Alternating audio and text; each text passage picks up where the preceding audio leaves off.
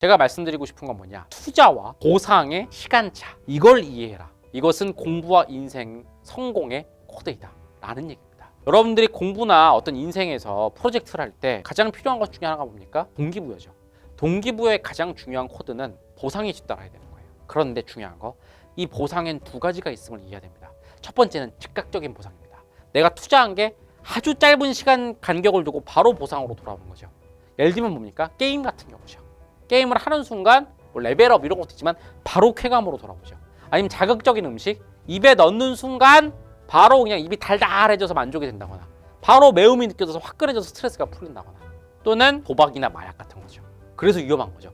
바로 투자하면 바로 결과가 바로 따라오죠. 아니면 나중에 여러분이 훗날 금융 투자를 하게 되면 어떤 단타라고 하죠. 단기 투자 같은 거. 이런 것들이 투자와 보상의 시간차가 짧은 즉각적 보상이 오는 거죠. 반면에 투자와 보상이 거리가 먼 경우가 있어요. 대표적인 게 공부라든가, 아니면 자극적인 식사 말고 건강을 위한 식사, 또는 단기 투자가 아니라 장기 투자죠. 지금 보셔서 알겠지만 보통 인생에서 좀 도전적이고 위대한 성취가 필요한 것들은 투자와 보상 사이에 시간차가 긴 경우가 많습니다. 근데 많은 사람들은 이렇게 세상에는 두 가지 카테고리로 나뉜다는 걸 인식 못하고 접근하기 때문에 문제인 거죠. 예를 들어 볼게요. 운동하러 가는 헬스장 가요.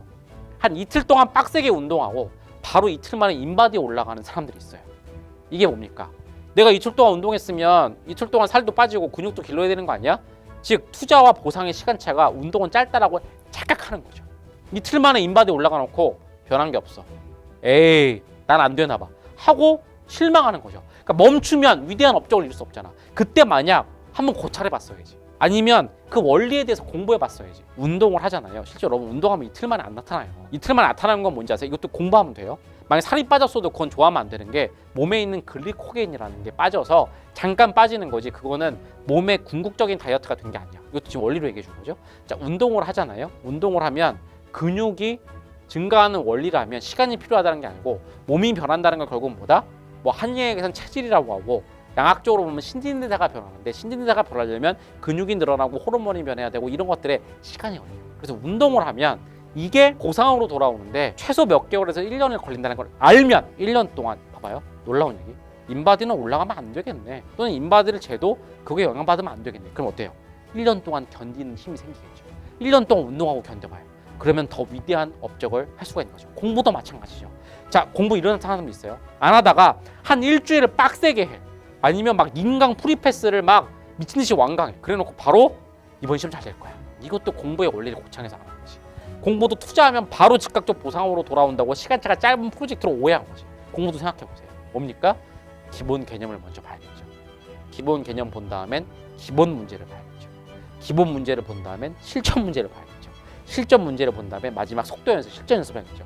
이렇게 짧게 잡아도 4단계를 거쳐야 성적으로 이어지는 거지, 여러분이 인강 좀 빡세게 들었다고 기본서 한번 돌렸다고 해서 바로 성적이 나타나면 안 되는 거죠. 일주일 공부하고 일주일 운동하고 인바디 보거나 성적표 보는 사람들은 착각한 거예요.